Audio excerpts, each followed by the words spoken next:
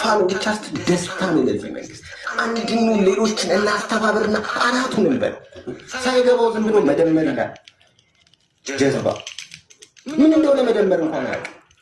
መቀነስና መደመር መጀመሪያ አንደኛ ክፍል ከተማ ያንተ ዶክትሬት የት እንደመጣ ይታወቅ።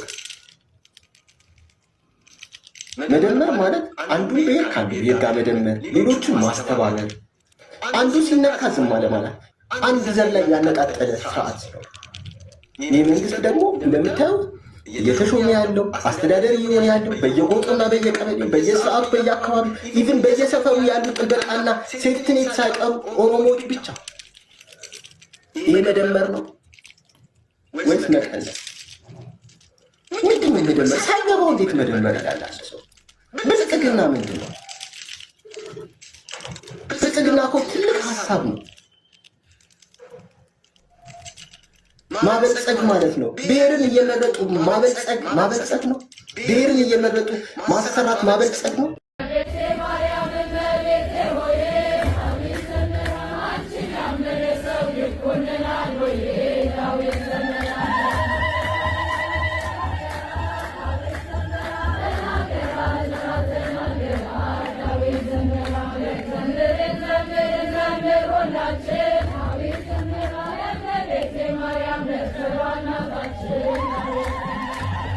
የአንድ የአማራ የፋኖ ትግል ብለን አናውራ። የአንድ የትግሬ የቲፒኤልኤፍ ብለን አናውራ። የአንድ የደቡብ ምናምን የወላይታ ትግል ብለን አናውራ። አንድኑ ሁላችንም ጉዳይ ነው። የሁላችንም የተዘረፍ ነው። አማራ ብቻ አይደለም የተዘረፈው፣ ሁሉም ብሔር ነው የተጨቆነው። አማራ ብቻ አይደለም፣ ሁሉም ብሔር ነው። ቤቱ ተቀምጧል፣ ንግድ ቦታ ተቀምጧል፣ የእርሻ ቦታ ተቀምጧል፣ ስራ ቦታ ተነጥቋል። ሁሉ ነገሩ እየተነጠቀ ነው ያለው።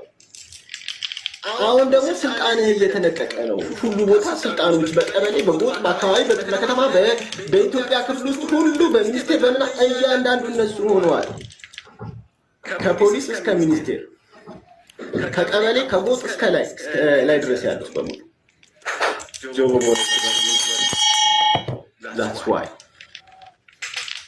መሮናል፣ ምርር ብሎናል። የነሱ ነገር አማረውናል። አገሩ ሁሉ የነሱ መስሏቸዋል። ሰው የነሱ፣ መሬቱ የነሱ፣ ጭንቅላታቸው የማይረባል ሁሉ ነገር የነሱ አድርገው ነው የሚያስቡት። ሁሉ ነገር ለሌላው መብት አይሰጡ።